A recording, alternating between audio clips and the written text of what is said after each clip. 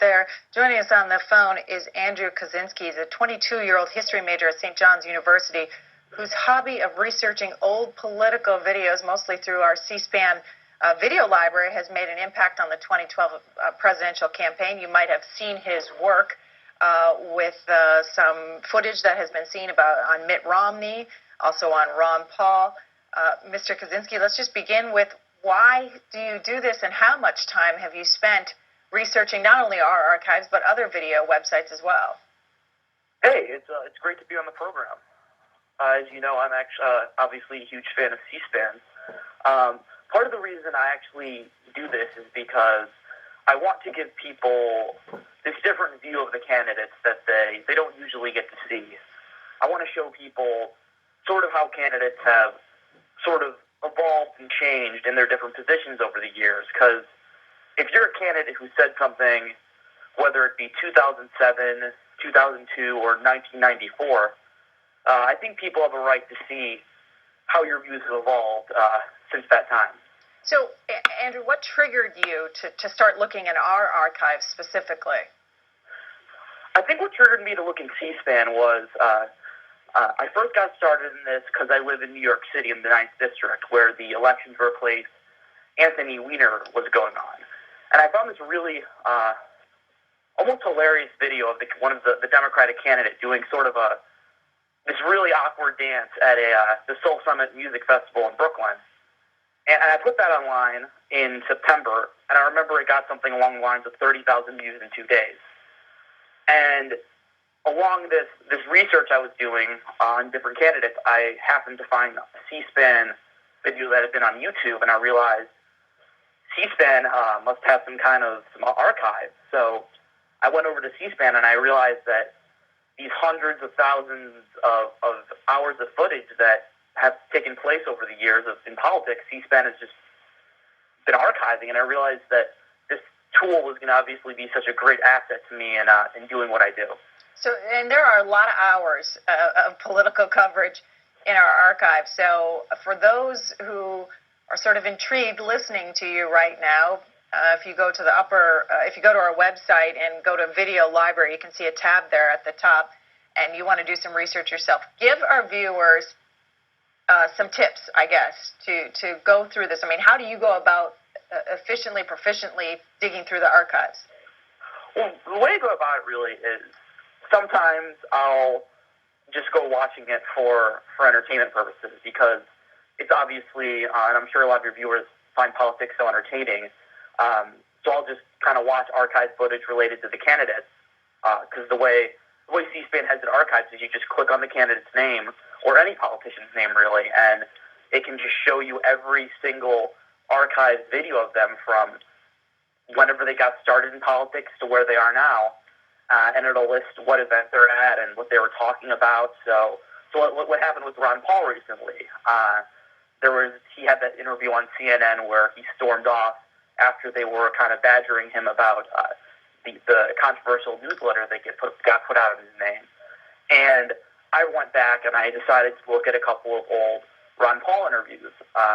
And the Ron Paul one, I happened to really just strike gold with the first or second video I watched. I watched a 1995 interview. I think he actually did in Washington Journal, where he talked about how he put out this political type investment newsletter, and that really kind of made waves the past couple days in the political scene, because people had realized that Ron Paul obviously took enough pride in this newsletter that he put out to kind of boast about it and tout it on C-SPAN in 1995. So he had to at least have some involvement in it, whatever that had been. And it really kind of it gave people that perspective I was talking about, that it showed them how the past can influence the present. All right. Well, we want to show our viewers what you dug up, and then we'll come back and talk about it on the other side.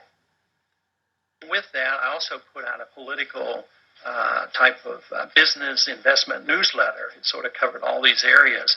And it covered a lot about what was going on in Washington and financial events, and especially some of the monetary events. And since I had been especially interested in monetary policy, had been on the banking committee, and I'm still very interested in that subject. And this newsletter dealt with it. This has to do with the value of the dollar, the pros and cons of the gold standard, and of course the disadvantages of all the high taxes and spending that our government seems to continue to do. Andrew Kaczynski, how many hits did that video get on your website? That video probably got about, I actually think I just checked it before I came in the program, it's probably got about 75,000 views in the past 3 days.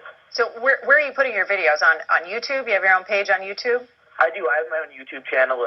It's youtube.com/akaczynski1, and it's Kaczynski spelled like the Unabomber. And you can just see basically I have something around lines of 175 videos, just showing, mostly related to 2012 candidates, showing past statements and on different topics that relate to today. So are you digging up this sort of material on certain people, or are you doing it in an unbiased way across the board? I like to do it in an unbiased way. I like to show people across the board. I've really focused on every major candidate in 2012. If I haven't focused on maybe some of the lower polling candidates like Bachman or Santorum, it's because I feel as if what I'm doing right now, the front runners, is more relevant, and I really get most of my ideas on what to research on stuff that's in the news. So it's a lot easier for me to focus on the people who are leading in the polls. But yeah, I look at everybody non-biased. I look at everybody on the left, on the right, in the middle, whatever your political views are. If you're a relevant person in the political world today, and I feel like as if showing a statement you made in the past on an issue could have a little bit of an influence on what you say today, I'll probably go out and do some research and see what I can find. So do you think political videos influence people? I think the way they influence people is it really shows them what candidates might believe. Because I like to leave it up to the people who watch the videos to decide whether candidates changing their positions were out of their actual core convictions or whether they were out of changing them for political gain or political convenience. So I really, I like to say that the videos show people just how the candidates' different opinions influence what they think today. So all of this has garnered you a lot of attention and a job, I hear. What are you going to be doing? I'm going to be joining Politico's Ben Smith when he moves over to BuzzFeed. Which is I'm going to be doing Ben Smith of Politico. I'm going to be joining him at BuzzFeed. Right, which is, what is BuzzFeed? BuzzFeed is this website. It's sort of it's like the viral beating heart of the web. It brings sort of together all of the content from around the web that's really hot and current on the web, and it shows you what is popular on the web at any current time. And the reason I decided to go with Ben Smith to BuzzFeed is I thought they're very big on viral things, and Ben Smith is obviously the best and the brightest when it comes to political blogging and political reporting, and BuzzFeed is the best and the brightest when it comes to the best social content on the web. And since my videos kind of break news and go viral, I just thought going there was really going to be sort of a natural fit for me. All right. Are you still in school then? I am. I go to St. John's University in Queens. I'm going to be graduating in August or July. And after that, I'm looking forward to doing this full-time and continuing to do what I do and show people these different views of the candidates. All right. Andrew Kaczynski, thank you for your time this morning. Yeah, thanks for having me on, and happy holidays. Same to you.